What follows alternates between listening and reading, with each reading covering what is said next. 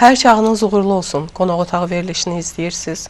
Verilişimizin bugünkü qonağı Xaçmaz Xalq Teatrının rəhbəri, rejissor İlham Tağıyevdir.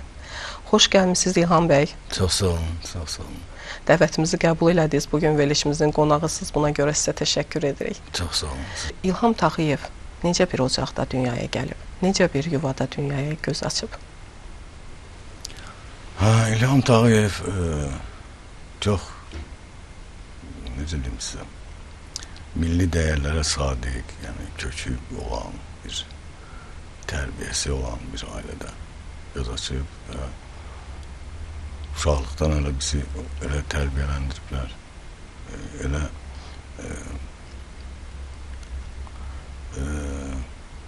nəsiyyətlər, yəni ümumiyyətlə gözümüzün qabağında hər şey olub, halallıqla, vətənə bağlılıqla, torpağı sevgi ilə.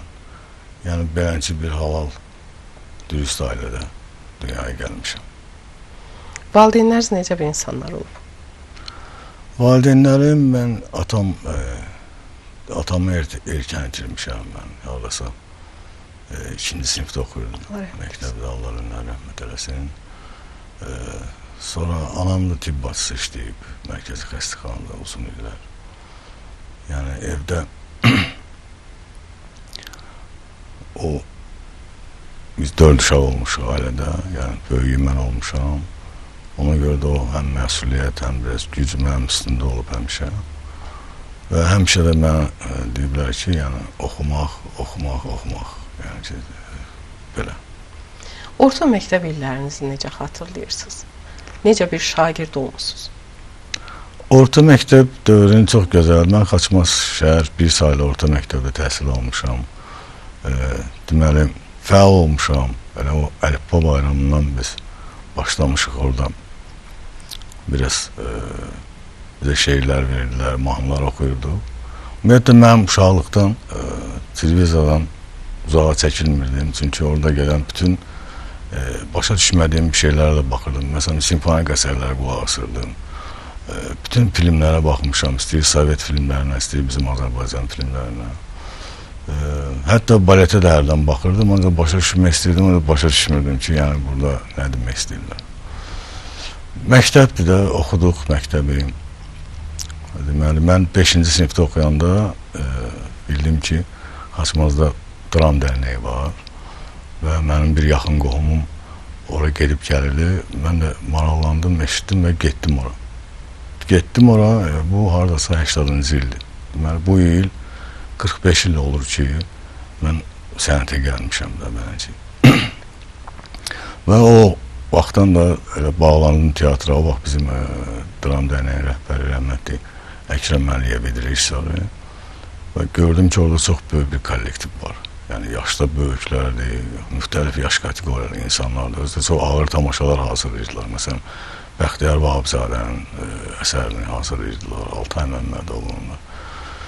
Artıq o vaxt Respublika müsabiqələrində iştirak edən bir kollektiv idi. Mən də bunların arasına gəldim, düşdüm, ən yaxşı balacalarım mən idi. Və mənə elə məsuliyyətli rol gələn kimi tapşırdılar ki, 3 günə mən o işin öhdəsindən gəlməliydim və o vaxt birinci dəfə bizim bilirsiniz ki, rayonlarımızda o vaxt məhsul bayramları keçirilirdi.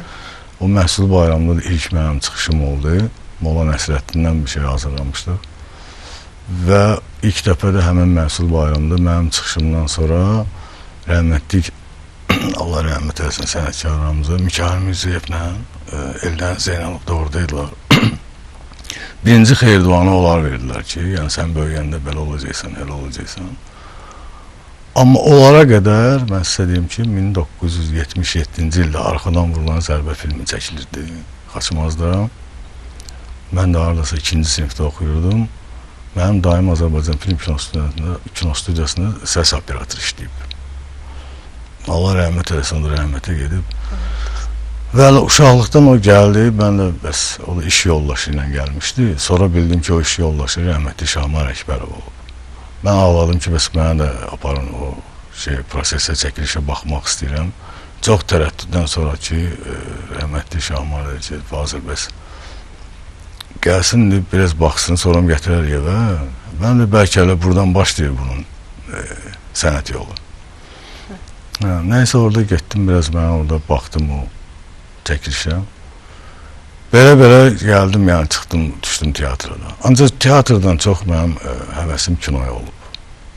Kinoya olub, mən 85-ci ildə orta məktəb qurtarandan sonra İncəsənət Universitetinə çata bilmədim. Çünki o vaxt bizim İncəsənət institutunda qəbul tez başlayırdı. Başqa institutlarda, məsələn, avqust ayından başlayırdı. İncəsənətdə iyul ayının əvvəlindən başlayırdı. Mən birinci il əmələ gəlmədi, yəni çatmadım, gecikdim. İkinci il, həmin ili mən 12 nömrə texniki peşə məktəbinə qəbul oldum. Orada kinomexanik ixtisası üzrə təhsil aldım. Həm də Azərbaycan Film Kino Studiyasında fəhlə kimi xahiş edim ki, məni oraya işə götürsünlər ki, yəni orada olum. O filmlərin çəkilişinin içində, yəni ki, o çəkiliş yadıma gəlir, məsələn, Gümüşgöl əfsanəsini Eldar Quliyev rəhmətli çəkirdi. Onun pavilyon çəkilişlərində biz gizlindən dayanıb hardansa bir günc tapırdıq, oradan dayanıb baxırdıq, izləyirdik. Sonra 86-cı ildə İttifaq Kinematografiya İnstitutuna, o vaxt Sovet dönemində Moskvada ora hazırlaşdıq və orada da bizə o bizim Aleksey Batalov, SSR Xalq Artisti Aleksey Batalovun kursuna hazırlaşırdıq. Orada gəldim, çıxdım 3-cü tura kimi. Sonra elə oldu ki, mənim o vaxt biraz doğrudan da ailədə problemlər oldu və mən ona gedə bilmədim. Yəni ailəni atıb da gedə bilmədim. İki variantda qaldım, yəni ailəni seçdim. Sonra 89-cu ildə artıq İncəsənət Universitetinə bura qəbul oldum. Ən önəmlisi odur ki, yəni siz istədiyiniz ixtisasın, peşənin ardınca getdiniz. Amma çox maraqlıdır ki, İlham bəy, baxın, elə orta məktəb yaşlarınızdan elmə, biliyə maraqlı olmuşsunuz. Niyə məhz incəsənət sahəsi, niyə televiziya, niyə teatr, kino sahəsindən maraq hardan idi? Məsələn, başqa sahədə seçə bilərdiniz, elmin digər sahələrində seçə bilərdiniz. Qeyd elədiniz ki, ananız tibb bacısı idi. Tibb sahəsində çalışırdı. Yəni, elmin müxtəlif sahələrinə maraq göstərə bilərdiniz. Valla, mən elə uşaqlıqdan o Rəşid Behbudun mahnılarını eşitmişik, Müslüm Ağamayevin mahnılarını eşitmişik. Sonra yadıma gəlir ki, Polad Bülbüloğlu'nun bir mahnısı vardı. Mən onu parodiya edirdim, mən də oxuyurdum, xoşum gəlirdi o mahnıda. Hara gedirdim, o mahnını mənə oxutururdular. Yəni, kimin qonaq gedirdik, qonaqrabada o mahnını oxutururdular. Bu, mənə elə gəlir ki, bilirsiniz, bu sənətə, incəsənətə haradasa bu istedad gendən gəlir. Mən elə bilirəm ki, haradasa, məsələn, nəsildə, ailədə bu olub və nəsildə görürsünüz, kimdəsə üzə çıxır. Məsələn, bizim ailə üzvlərində incəsənətlə, məsələn, maraqlı, belə hamı musiqini sevir, teatra baxmağı sevir. Ancaq bu sahəni, məsələn, olmayıb. Bəlkə həvəs yarandı, yəni böyük həvəs yarandı. Və bu gün də elə talihimi bağlamışam. Yəni, o vaxt bilirsiniz, çox mən insanlar tanımışam, kalifey sənətkarlarla rastlaşmışıq. Onların elə oturub söhbətləri öz bir məktəbi idi. Adi bir, məsələn, Şahman Ələkbarov idi, Həsən Ağa Turabov idi, Həsən Məmmədov idi, Ceyhun Mirzəyev rəhmətlik. Necə gözəl insanlar. Yəni, bunların elə oturub o pavilyonda və yaxud da bunların bir hansı sənət aləmində söhbətləri öz bir məktəb idi. Ona görə, yəni ki, belə olur, yəni, mənim üçün bir də soruşaq olsa ki, həyata gəlsəydin, ikinci dəfə nə olardın, yəni bu sənəti seçərdim. Biz o vaxt təkliflər oldu, mən Bakıda qalırım, indi Bakıda, məsələn, indi bəlkə mənim hər şeyim də var idi, yəni nə mənada ki, biraz da imkanlarımı, yaradıcılığımı biraz da artıra bilərdim orada. İndi talihin qisməti beləymiş ki, mən Xaçmazı seçdim, Xaçmazda işləyirəm. Bugün də peşman deyiləm, yəni özümü xoşbəxt hesab edirəm ki, mən bu sənətdəyəm, az da olsa rayonumda teatrın inkişafına, mədəniyyətin inkişafına biraz da olsa bizim arası zəhmətimiz varsa özümü xoşbəxt hesab edirəm. Bəli, tələbəlik illəriniz necə keçir, nə xatirələriniz var? Tələbəlik illərində xatirələrimiz çoxdur. Çünki bizə çox gözəl pedaqoqlar dəstəyiblər. Məsələn, mən birinci məsələn Yaşar müəllimin adını çəkmək istəyirdim. Yaşar Nuriyevin. Allah rəhmət eləsin. Həmidə xanım Ömərova dərs deyib, Rəfiq Zəka Xəndan bizə dərs deyib, ondan sonra Gülşad xanım Baxşıyeva dərs deyib. İndi qalanlara hamısına can sağlığı arzulayıram. Çox gözəl müəllimlərimiz olub. Kollektivdə də çox məşhur bu dəqiqə olan insanlar var ki, o dövrdə bizimlə beraber oxuyurdular. Maraqlı keçib mənim üçün. Çox maraqlı insanlarla tanış olmuşam və mənim üçün bu iş özüm maraqlı olduğu üçün atmosfer də maraqlıydı. Baxın, İncəsənət Universitetində təhsil alına qədər incəsənət sahəsində az da olsa təsəvvürünüz var idi. Qeyd elədiyiniz kimi korifey sənətkarlarla rastlaşmışdınız, onların işi ilə tanış idiniz, müəyyən dərəcədə bir təsəvvürləriniz var idi. İncəsənət Universitetində artıq təhsil alanda bu təsəvvürlərinizdə nə kimi dəyişiklik oldu? Bilirsiniz, adam çox bir şeylər gözləyir ki, amma o el satmaz vaxtı ikən görünən bir şeylər, məsələn, vaxt gəlir ki, sən o işin içine girirsən və orada məsələn, düzdür, mən sənət aləmini demirəm, o insanları tanıdıqca görürsə, o insanların şəxsi həyatlarında məsələn, o qədər problemlər olub ki, məsələn, ailəsi olmayan sənətkarlarımız olub ki, belə çox böyük başlarına faciələr gəlib. Yəni görəndə ki, onların pərdə arxası həyatını görəndə və onlar o cür faciə ilə, o cür ağırlıqla necə çıxıb səhnədə cəmaatı məsələn güldürüblər, lazım onda ağladıblar, yəni oynayıblar. Yəni şəxsi həyatın sənətə maneçilik, yəni onlar bürüzə verməyiblər sənətlərində. Əlbəttə, təsəvvürlər dəyişir, adam istəyir çox işlər görmək, adam istəyir, məsələn, amma adamın özündən asılı olmayan bir şeylər də var. Çünki adam istəməklə deyil ki, yəni oraya gəlib çatmaq lazımdır. Ancaq, məsələn, mənim 20 il bundan əvvəl eləmək istədiyim bir şeyi mən, məsələn, bu yaxınlarda elədim. Belə bir şeylər də oldu. Deməli, qismət o idi ki, gəlib, sadəcə adam tələsir onu eləməyə. İndi daha çox tələsir adam, çünki bilmirəm, həyatın tempi biraz sürətlənib, bəlkə də elədir. Yarım əsrlik bir ömrü keçmişik, zaman da tez geçir. Amma adam istəyir ki, daha da çox iş görsün, daha da yaratsın, daha da məsələn, elə işlər göstərsin, elə layihələr həyata keçirsin ki, buna hamıya xeyir olsun. Kiməsə heç olmasa balaca xeyir olsun. Baxın, İlham bəy, qeyd elədiniz ki, sizin daha çox kinoya marağınız var idi. Teatrdan daha çox kinoya marağınız var idi. Yəni, izləyəndə, müşahidə eləyəndə də görünür ki, yəni, kino aləmi ilə, kino rejissorluğu ilə teatr rejissorluğu tam fərqli bir şeylərdir. İstər bu aktyorlara da aiddir, yəni teatr səhnəsində rol alan aktyorların sənətinə da aiddir, filmdə rol alan aktyorlara da aiddir. Ən əsas özəlliyi nədir? Əsas fərqlər... Daha çox hansı çətindir? Bu yaxınlarda Rasim Balayev, Allah can sağlığı versin, bizim xalq artistimiz gözəl bir məsələyə toxundu. Dedi ki, mən deyir, sənətə gələndə necə coşqu ilə, həvəslə gəlmişdim, amma təəssüf edirəm ki, teatrda qalmadım, kinoya düşdüm. Və teatrın özəlliyi odur ki, teatrda aktyorda, rejissorda orada daimi iş var. Yəni bu tamaşa hazırlandı, keçdi, o bir tamaşa hazırlandı, bu bir tamaşa hazırlandı. Məsələn, film belədir ki, məsələn, bir dənə film çəkildi, ola bilsin ki, bir il oturub gözləyirsən ki, digər film hansına vaxt çəkiləcək, bəlkə 2 il gözləmək olur. Onda da biraz aktyor özdə passivləşir. Yəni bu adam gərək yəni sənətdə biraz, bu sənət belə sənətdəki gərək daim işləyəsən, öz üzərində işləyəsən. Məsələn, tək sənət aləmində yox, bir fərd insan kimi də, məsələn, nə olsun bizim də təhsil almışıq neçə illərdir. Ancaq zamanla uyğunlaşmaq üçün insan özü də gərək öz üzərində işləsin. Məsələn, yeni terminlər əmələ gəlib, bu dəqiqə rəqəmsallaşır, nə bilim, modernləşir. Yəni bu zamanla da ayaq uzatmaq üçün gərək insan öz üzərində işləsin.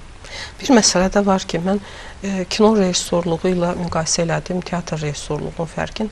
Eyni zamanda teatr aktyorları, aktrisaları filmdə rol alanda, yəni daha çox teatr izləyən adam, teatr tamaşalarında izləyib tamaşalarla tanış olan insanlar, yəni aktyoru, aktrisanı tanımasalar da danışıq tərzindən, rolu ifa eləməyindən, yəni o dəqiqə anlayırlar ki, əslində teatr aktyorudur və ya aktrisasıdır. Yəni teatr aktyorunun, aktrisasının kinolara adaptasiya olmağı, yəni necə eləyə bilərlər ki, kinoya daha yaxşı adaptasiya olsunlar, həmin o fərqlilik hiss olunmasın.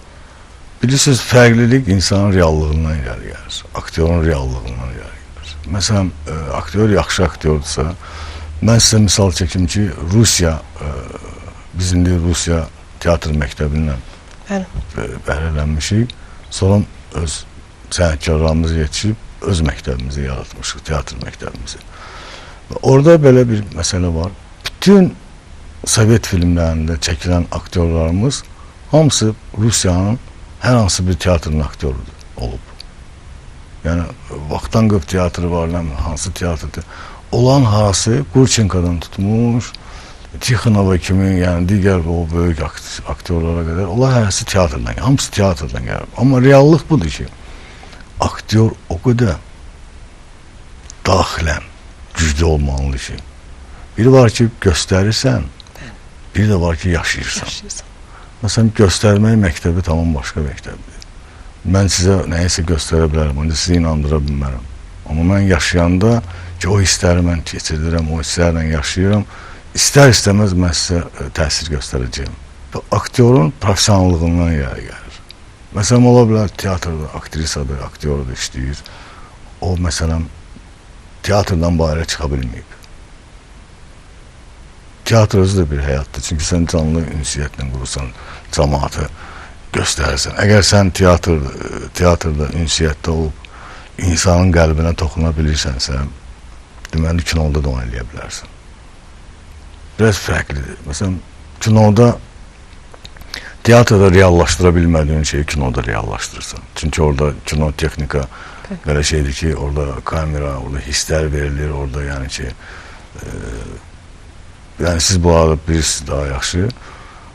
O reallıqlar var ki, onları, fantaziyalar var ki, onları kinoda eləmək rahatdır. Məsələn, indiki dövrdə bu.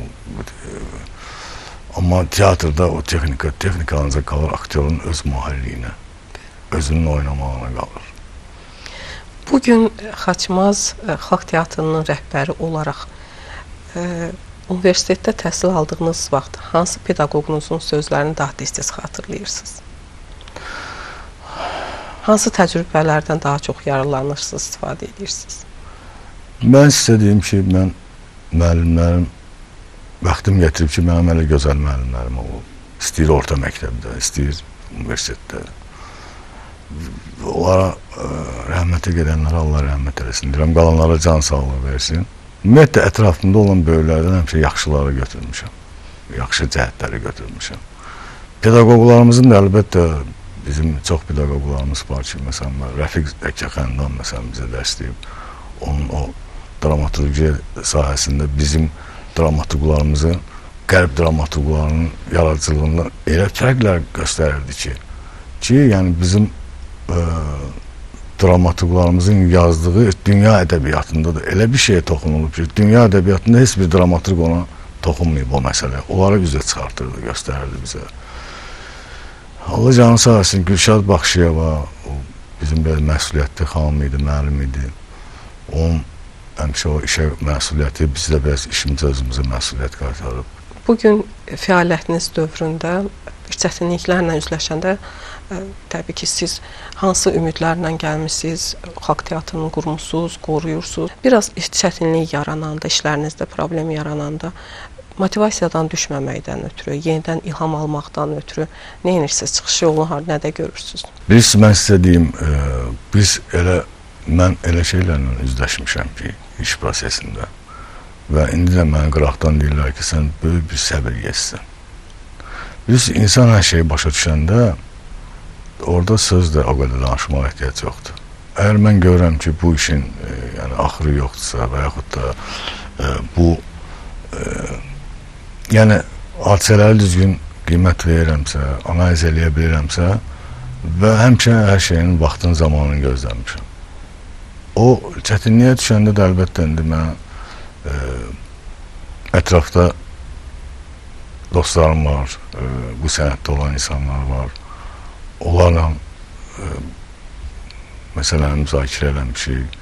Ya özümü idarə eləməyi bacarmışam və yaxud da biz hissləri coralamaq lazımdır. İnsan özünü idarə eləmək üçün. Məsələn 2020-ci il idi, yoxsa 2019'da, təxminən 21-22, bir neçə il bundan qabaq, 2 il bundan qabaq biz dramaturq Çingiz Ələsgərlinin şahidə çevrilən şəhid tamaşasını götürdüm. Mən birinci o piyesi oxudum və xoşuma gəldi. Sonra Çingiz müəllimə, dramaturqa zəng edim ki, biz bu tamaşanı qoymaq istəyirik. Dedi, hə, qoya bilərsinizsə qoyun. Amma mənim gözümdə o qədər dağ kimi görünmüşdü. Çünki bizdə bu tamaşanı oynamaq üçün aktyor ansamblı lazımdır. Biz yəni kollektivin gücünə görə eləməliyik. Dövlət Dram Teatrı kifayət qədər yəni təhsilli profesional aktyorlardır. Onlar üçün o işi görürlər. Amma bu həvəskar insanlarla, aktyorlarla işləmək çox çətindir. Həm psixoloji tərəfdən, həm onların oraya cəlb olunmağı tərəfdən. Çünki hələ bir yerdə işləyir, bizim orada işçilərimiz yoxdur. Onları hansısa bir yolla biz onları cəlb edirik oraya ki, qaçmasınlar, getməsinlər və iş də çox ağır olanda, məsələn, o tamaşanı hazırlayanda mənə elə olub ki, məsələn, axşam mən tək o qədər həyəcan keçirmişəm ki, məsələn, görəsən, bu mən əlimdə götürmüşəm, bunu mən öhdəsindən gələcəyəmsə, yoxsa gəlməyəcəyəm. Məndə belə bir deviz var, yəni ki, mən bu işi görürəmsə, yaxşı görməliyəm. Yox, görmürəmsə, deməli, onu ümumiyyətlə götürmürəm ya da görmürəm, istəmirəm. Ancaq işin keyfiyyəti bizdə mən istədiyim səviyyədə olmayanda adam özü də özündən narazı qalır. Sonra da özünə deyirsən, təsəlli verirsən ki, deynim olduğu budur da yəni. Özünüz özünüzlə tək qalanda, ömür yolunuz gözünüzün qabağından bir kino lenti kimi keçəndə hansı kadrları həmin o lentdən silmək istəyərdiniz? Və yaxud da ki, əksinə, o kadrını istərdiniz ki, daim gözünüzün önündə olsun, qoruyub saxlamaq istəyərdiniz? Ümumiyyətlə, şükürlər olsun ki, yəni mən özümü bugünkü gündə xoşbəxt adam hesab edirəm. Çünki xoşbəxtliyi hələ bir cürə görür, öz daxili aləmindən, öz dünya görüşündən. Amma mən yəni bugün fikirləşirəm ki, yəni mənim bugün sevdiyim işim var. Yəni digər mənim bir çatışmamazlığım bir yoxdur.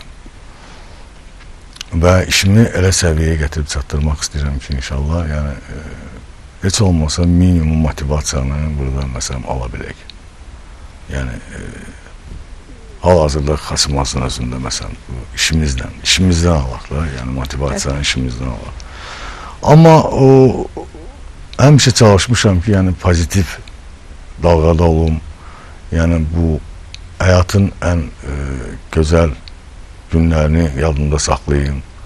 Çünki o lazımsız, onsuz bir dəfəlik qaldı lazımsız olan yerində. Heç onu xatırlamağa da dəyməz. Amma o həyatın ən gözəl anları ki, uşaqlıqdan bu tərəfə olmuşsan, onlar hərdən xatırlayırsan valideynlərlə bağlı, məsələn, özün keçdiyim uşaqlıqla, dostluqla. Belə pozitiv, yaxşı kadrlara saxlamışam. Onların hamısı, o birləri silmişəm, yəni ki, çalışmışam, yada salım. İlham mənim, əgər sir deyilsə, yaradıcı bir insansınız, teatrı sevirsiniz, kino sənəti ilə bir yerdə teatr sənətini də çox sevirsiniz, elə o məqsədlə də xalq teatrını qurmuşsunuz, qoruyub saxlayırsınız. Nə kimi yeniliklər gözləyir? 2025-ci ildəyik, bəlkə də eləyəcəyiniz bu yenilik insanlarda biraz da teatra daha çox cəlb eləmiş olar. Bilirsiniz, biz əvvəl tamaşaçıya sual verəndə, yəni mən tamaşaçının biri mən özüm. Məsələn, regionlarda teatr məhfumu biraz nəsə başqa cür gəlir. Gedək, məsələn, Qubada teatra baxaq. Bir çoxları, məsələn, onu ciddi qəbul eləmirlər. Mən də elə fikirləşirdim hərdən. Amma mən həmişə deyirdim ki, yəni bəli, onlar hardasa istəyirlər ciddi bir iş görsünlər ki, gəlib baxmağa dəysin. Gəl biz işimizi elə quraq ki, tamaşaçı özü gəlsin. Bir dəfə gəlməz, iki dəfə gəlməz, üç dəfə gəlməz. Axır bir dəfə, iki dəfə, üç dəfə axır gəlməlidir də bu. Biz ona görə repertuarı biraz başladıq dəyişməyə. Bir də yeni simalar istəyirik teatrımıza, gəncləri dəvət eləyək. Məsələn, bugün artıq bizim kollektivdə, bir neçəsi kollektivdə, məsələn, bir qızımız İncəsənət Universitetində oxuyur, kino dram aktyorluğunda. İkisi hazırlaşır. Yəni, o sənəti görəndə, səhnədə, o gənclərdə də maraq yaranır. Haradasa, məsələn, 300 tamaşaçının içində ikisində həvəs yaranır, gəlir, baxır. Yəni, onların teatr haqqında təsəvvürləri düzgün formalaşdırmaq lazımdır. Regionlarda deyirəm. Belə, məsələn, bəzi olur ki, məsələn, kompleks olur uşaqlarda ki, bəzilən deyirlər, sən teatrı geysən, teatra belə bitər, baxırlar. Amma biz teatrı elə göstərmək istəyirik ki, olduğu kimi göstərmək istəyirik ki, teatr bəlkə kimsə haradasa sizə düzgün göstərməyib, informasiya verməyib teatr haqqında. Amma teatr budur, sənət budur. Bunun sayəsində çalışırıq ki, yəni heç olmasa bunu göstərək. Repertuarda, məsələn, bugün gənclərimizi maraqlandıran mövzulara toxunmaq istəyirik. Bizim, məsələn, bu yaxınlarda narkomaniya ilə bağlı bir piyes hazırladıq, göstərdik. İndi də bu dəqiqə bizim əlimizdədir o tamaşa. Sonra, indi əlimizdə hazır bir tamaşamız var, bu erkən nicana, sonra qızların təhsildən yayınmağı ilə bağlı. Belə bir piyesimiz var. İstəyirik, yəni, bunu gənclərə göstərək, yəni gənclər gəlib baxsınlar. Amma indi görək də nətər olacaq. Gəlir ki, gəlib baxmırlar. İnanıram ki, o gün olacaq ki, insanlar teatrlar əslində mədəni istirahət yerləridir, məkanlarıdır. Restoranlara, müxtəlif əyləncə mərkəzlərinə getməkdənsə insanlar nə vaxtsa həm də daha çox belə mədəni istirahət yerlərinə üst tutmuş olarlar. Bu mədəni istirahəti düzgün formalaşdırmaqdan ötürü uşaq yaşlarından nələr lazımdır? Hansı bir metodikalar lazımdır, üsullar lazımdır? Metodikalar, bilirsiniz, o gərək uşaqlıqdan olsun. Yəni, uşaqlar ibtidai məktəbə gələndən, məsələn, indiki uşaqlar gəlirlər, sağ olsunlar, Allah saxlasın, bizim uşaq tamaşalarımız anşlaq olub. Yəni, çox gəlib uşaqlar. O uşaqları sadəcə teatra gətirmək lazımdır. Uşaq vaxtından ibtidai sinifdə oxuyanda da, ondan sonra gənclik, yuxarı sinif şagirdlərinə keçəndə biz nəyə görürük? Biz uşaqlar üçün də hazırlayırıq tamaşa. Və ya yuxarı sinif gənclər üçün də hazırlayırıq. Çünki hələnin öz mövzusu var. Yəni, uşaqlar gəlir, baxırlar. Bu gəncləri biz ora, məsələn, biz bu narkomaniya ilə bağlı tamaşada göstərəndə, birinci uşaqlar zalda oturanda, belə tamaşa başlayana qədər biraz danışıqlar var idi, nə bilim, nələr var idi. Ancaq tamaşanın gedişatında mən qıraqdan imkan tapdım reaksiyanı görmək üçün, görək. Yəni, onlar tam sakit oturub tamaşaya baxırdılar. Və baxmaqla bilsinlər də qulaq asmaqdır. Yəni, kim nə qədər qulaq asmaq qabiliyyətinə malikdir, dərk eləmə qabiliyyətinə bax. Yəni, bunları da orta məktəblərdə müəllimlər, yəni uşaqlara deməlilər ki, özləri təşəbbüs göstərməlilər ki, müəllimlər orta məktəbdə uşaqlarımızın təhsili ilə məşğuldurlar.